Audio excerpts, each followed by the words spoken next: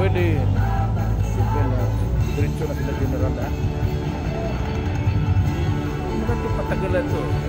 Hero ba naman? Di hero. Dapat hero ako. Di ko yung mga general. But in the sight of Filipino, you are object.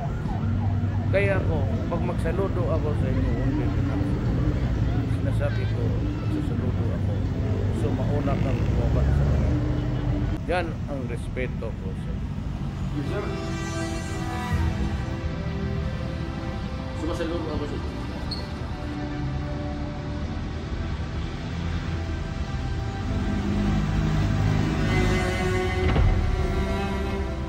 Paglabas ko sa presuhan, pagawaan ninyo akong monumento katabi ni Rizal. Si Rizal may hawak na libro eh.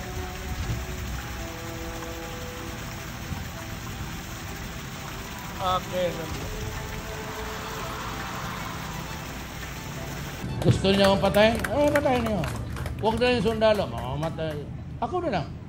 Total, ang gusto ko talaga sa buhay na maging hero rin ako. Ayaw ko bumatay ng sakit, inatake na stroke. Kawawa ka eh. So, kung sabihin na Sayang Duterte, ang binira ng aircraft yung katawan sa buong, bak, there is always a time to live on and a time to die. Hero. At least mayroong mga estudyante balang araw, bukas Duterte Day, hero eh. Sa masasabi ko on behalf sir ng mga sundalong Pilipino,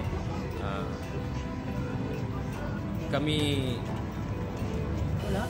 given na kami ay isang bayani, pero kung kami man ay isang bayani sir, ikaw sir yung yung bayani ng mga bayani. Ikaw yung bayani namin sir. Ikaw yung nagbigay buhay. Ikaw yung naging buhay sir.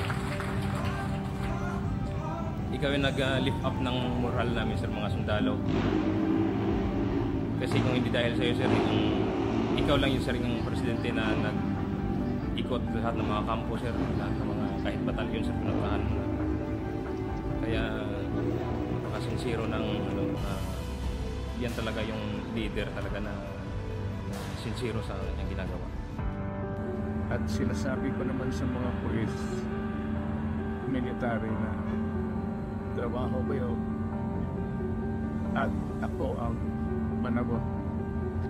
So ito na nga.